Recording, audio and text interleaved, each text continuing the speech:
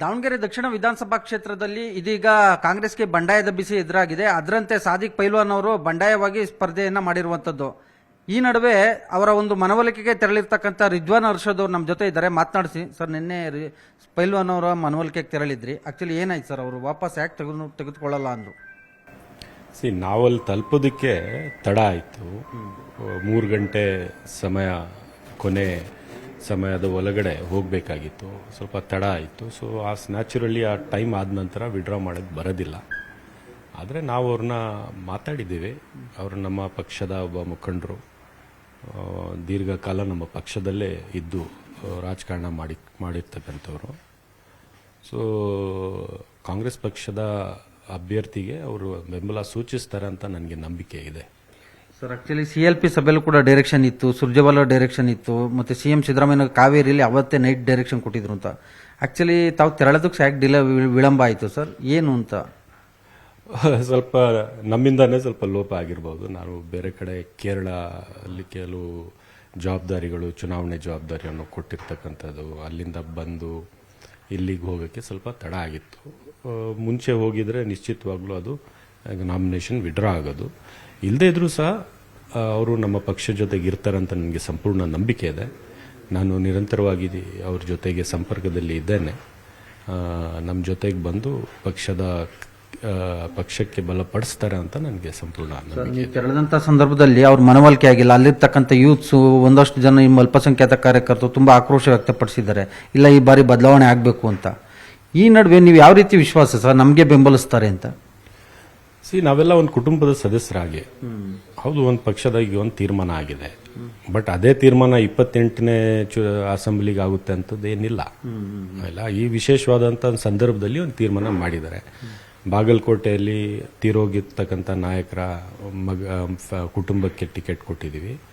ಇಲ್ಲೂ ಕೂಡ ಹಿರಿಯ ನಾಯಕರು, ಅವರು ತೀರೋಗಿದ್ರು, ಯಜಮಾನರು, ಅವ್ರ ಕುಟುಂಬಕ್ಕೆ ಕೊಡದೇ ಇದ್ರೆ ಸರಿ ಇರಲ್ಲ ಅಂತ ಆ ತೀರ್ಮಾನಕ್ಕೆ ಬಂದು ಕೊಟ್ಟಿದ್ದೀವಿ. ಬಟ್ 28ನೇ ವಿಧಾನಸಭಾ ಕ್ಷೇತ್ರ ಇದು ಚುನಾವಣೆಯಲ್ಲಿ ಅದು ಬೇರೆ ತರ ಆಗುತ್ತೆ ಅಲ್ಲಿ ಅಂತ. ಯಾಕಂದ್ರೆ 28ನೇ ವಿಧಾನಸಭಾ ಕ್ಷೇತ್ರ ಬಂದಾಗ ಮತ್ತೆ ಹೊಸದಾಗಿ ಪರಿಗಣಿಸ್ತಾರೆ ಪಾರ್ಟಿ, ಅವಾಗ ಬೇರೆ ತೀರ್ಮಾನನೂ ಆಗ್ಬೋದು. ಸೊ ಆ ಥರದ್ದೆಲ್ಲ ಇರ್ತವೆ. ರಾಜಕಾರಣ ಎಲ್ಲೂ ನಿಂತಿದ್ದು ನೀರ್ ತರ ಇಲ್ಲ, ಹರಿತಾ ಇರ್ತಾರೆ, ಬದಲಾವಣೆಗಳಾಗ್ತಾ ಇರ್ತವೆ. ಸೊ ಪೈಲ್ವಾನ್ ಸಾದಿಕ್ ಅವರು ಕೂಡ ನಮ್ಮ ಜೊತೆಗೆ ಇರ್ತಾರಂತ ನನಗೆ ವಿಶ್ವಾಸ ಇದೆ. ಸರ್, ಈಗ ಜಮೀರ್ ಅಹಮದ್ ಅವರು ಮತ್ತೆ ಕೆಲ ಹಿರಿಯ ನಾಯಕರು ತೆರಳದೇ ಇರೋದೇ ಅವರ ಮನವೊಲಿಕೆ ಆಗದೆ ಇರೋದಕ್ಕೆ ಕಾರಣ ಅಂತ ಹೇಳ್ತಿದ್ದಾರೆ ಸರ್. ಆಕ್ಚುಲಿ ಜಮೀರ್ ಅಹಮದ್ ಅವ್ರು ಗೈರಾಗೋದಕ್ಕೆ ಏನು ಸರ್ ಕಾರಣ? ಇಲ್ಲ, ಬೇರೆ ಆಗಿಲ್ಲ. ಅವ್ರಿಗೂ ಕೇರಳದಲ್ಲಿ ಜವಾಬ್ದಾರಿ ಕೊಟ್ಟಿದ್ದಾರೆ. ಬಹುಶಃ ಅವ್ರು ಕೇರಳದಲ್ಲಿ ಇದ್ದಾರೆ ಅಂತ ನನಗೆ ಬಂದಿರತಕ್ಕಂಥ ಮಾಹಿತಿ. ಪಕ್ಷದಿಂದ ನನಗೆ ಅವಕಾಶ, ನೀನು ಹೋಗಿ ಮಾಡಬೇಕು ಅಂತ ಜವಾಬ್ದಾರಿ ಕೊಟ್ಟಾಗ ನಾವು ಹೋಗಿ ಮಾಡಬೇಕಂತ ನಮ್ಮ ಕರ್ತವ್ಯ ನಾವು ಮಾಡಿದ್ದೇವೆ. ಮತ್ತೆ ಅದು ಸರಿ ಆಗುತ್ತೆ ಅಂತನೂ ವಿಶ್ವಾಸ ನನಗಿದೆ.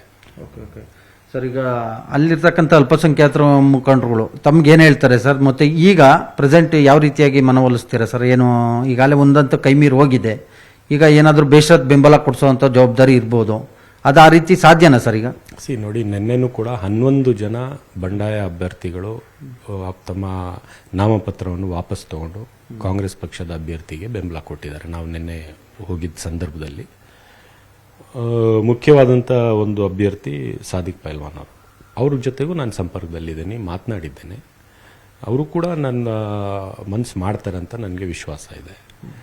ಮತ್ತು ನಮ್ಮ ಸಮುದಾಯದ ಮುಖಂಡರಿಗೆ ಕೂಡ ನಾನು ಸಂಪರ್ಕದಲ್ಲಿದ್ದೇನೆ, ಮಾತಾಡಿದ್ದೀನಿ. ನಾನು ಹಿಂದೆ ಭಾಳಷ್ಟು ದಾವಣಗೆರೆ ಜೊತೆಗೆ ನನ್ನ ಸಂಬಂಧಗಳು ಇದ್ದಾವೆ. ನಾನು ಯೂತ್ ಕಾಂಗ್ರೆಸ್ಸಿನ ರಾಜ್ಯಾಧ್ಯಕ್ಷ ಇದ್ದಾಗ ಎಲ್ಲ ಕಡೆ ನಮ್ಮ ಜೊತೆಗೂ ಕೂಡ ಸಂಪರ್ಕ, ಇವತ್ತು ಕೂಡ ಆ ಸಂಪರ್ಕ ಇದ್ದಾವೆ. ಇನ್ನು ಚುನಾವಣೆ ಶುರು ಆಗಿಲ್ಲ, ನಿನ್ನೆ ತಾನೇ ವಿಡ್ರಾಲ್ ಟೈಮು ಮುಗ್ದೋಗಿದೆ, ಈಗೀಗ ಶುರು ಆಗುತ್ತೆ. ನಾವೆಲ್ಲ ಹೋಗ್ತೀವಿ, ಕೂತ್ಕೋತೀವಿ, ಮಾತಾಡ್ತೀವಿ. ಸರಿ ಏನು, ಏನಾಗಿದೆ, ಹೇಗೆ ಮಾಡಬೇಕು, ಇವತ್ತಿನ ವಾತಾವರಣ ಏನು, ಈ ವಾತಾವರಣದಲ್ಲಿ ನಾವೆಲ್ಲ ಏನು ನಮ್ಮ ಕರ್ತವ್ಯಗಳು ಅಂತ ಎಲ್ಲ ಮಾತಾಡ್ತೀವಿ. ಮತ್ತು ಸಂಪೂರ್ಣವಾಗಿ ನನಗೆ ವಿಶ್ವಾಸ ಇದೆ, ಅಲ್ಲಿ ಗೆದ್ದು ಬರ್ತೀವಿ. SS ಮಲ್ಲಿಕಾರ್ಜುನ್ ಅವರು ಜಮೀರ್ ಬಗ್ಗೆ ಆಡಿದಂಥ ಒಂದು ಮಾತು, ಮತ್ತೊಂದು ಕಡೆಗೆ ಕೆಲ ಕಿಡಿಗೇಡಿಗಳು ಈ ರೀತಿಯಾಗಿ ಮಾಡ್ತಾ ಇದ್ದಾರೆ ಅನ್ನುವಂಥ ಒಂದು ಪದ ಬಳಕೆ ಮಾಡಿರೋದು ಕೂಡ ಎಲ್ಲೊಂದು ಕಡೆಗೆ ಅಲ್ಪಸಂಖ್ಯಾತ ಸಮುದಾಯಕ್ಕೆ, ಅಲ್ಲಿನ ದಾವಣಗೆರೆ ಅಲ್ಪಸಂಖ್ಯಾತ ಸಮುದಾಯದ ಅಸಮಾಧಾನಕ್ಕೆ ಕಾರಣ ಅಂತಾರೆ ಸರ್. ಅವರಿಬ್ಬರು ಫ್ರೆಂಡ್ಸು ಅವ್ರವ್ರ ಇದರಲ್ಲಿ ಏನೋ ಒಂದು ನಡೀತದೆ, ಅದೇನು ಅಲ್ಪಸಂಖ್ಯಾತರ ಪರಿಣಾಮ ಬೀಳಕ್ಕಾಗುತ್ತಾ? ಅಲ್ಪಸಂಖ್ಯಾತರು ಕೂಡ ಒಂದು ಲಾರ್ಜ್ ಕಮ್ಯುನಿಟಿ, ಮತ್ತು ಅವ್ರಿಗೆ ಆದಂಥ ರಾಜಕೀಯ ಪ್ರಜ್ಞೆ ಇದೆ. ಎಲ್ಲ ಕಡೆ ಒಂದೇ ಕಡೆನೂ ಮಾಡೋದಿಲ್ಲ. ಈಗ UP ಬಿಹಾರಲ್ಲಿ ಒಂದು ರೀತಿ ವೋಟ್ ಮಾಡ್ತಾರೆ, ಬೆಂಗಾಲಲ್ಲಿ ಒಂದು ರೀತಿ ವೋಟ್ ಮಾಡ್ತಾರೆ, ಕರ್ನಾಟಕದಲ್ಲಿ ಒಂದು ರೀತಿ ವೋಟ್ ಮಾಡ್ತಾರೆ. ಅಲ್ಪಸಂಖ್ಯಾತರು ಕೂಡ ಇವತ್ತು ಭಾಳ ಜನ ಎಜುಕೇಟೆಡ್ ಆಗ್ತವ್ರೆ. ಇವತ್ತು ನಮ್ಮ ಮೇಲೆ ನಡೀತಾ ಇರ್ತಕ್ಕಂಥ ದೌರ್ಜನ್ಯಗಳ ಬಗ್ಗೆ ಅರಿವು ಇದೆ ಅವ್ರಿಗೆ. ನಮ್ಮ ಮೇಲೆ ಗುರಿಯಾಗಿ, ನಮಗೆ ರಾಜಕೀಯವಾಗಿ ಗುರಿಯಾಗಿ ಮಾಡಿರ್ತಕ್ಕಂಥದ್ದು ಅರಿವು ಇದೆ.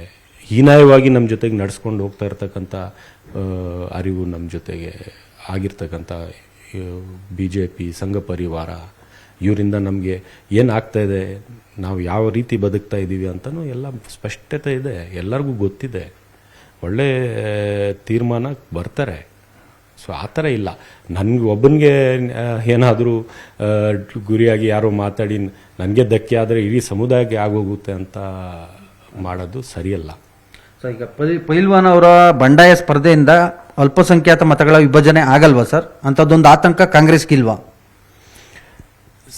ಚುನಾವಣೆ ಈಗ ಶುರು ಆಗುತ್ತಲ್ಲ, ಮತ್ತು ಅವರು ಕೂಡ ಕಾಂಗ್ರೆಸ್ ಪಕ್ಷದಲ್ಲಿ ದೀರ್ಘಕಾಲ ಇರೋದ್ರಿಂದ ಅವರು ಕಾಂಗ್ರೆಸ್ ಅನ್ನು ಬಿಟ್ಟು ಹೋಗೋದಿಲ್ಲ ಅಂತ ನನಗೆ ವಿಶ್ವಾಸ ಇದೆ.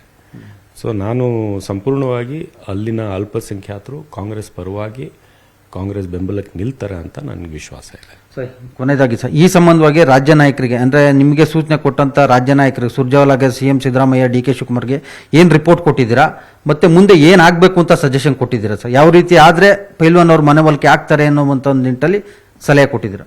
ಇಲ್ಲ, ಅದು ಆಂತರಿಕವಾಗಿ ನಾವು ಚರ್ಚೆ ಮಾಡಿದ್ದೀವಿ. ಇವತ್ತು ಭೇಟಿ ಮಾಡಿ ನಾನು ಎಲ್ಲ 3 ಜನ ನಾಯಕರಿಗೆ ನಾನು ಮಾತಾಡ್ತೀನಿ, ಮುಖ್ಯಮಂತ್ರಿಗಳಿಗೆ, ಉಪಮುಖ್ಯಮಂತ್ರಿಗಳಿಗೆ ಮಾತಾಡ್ತೀನಿ.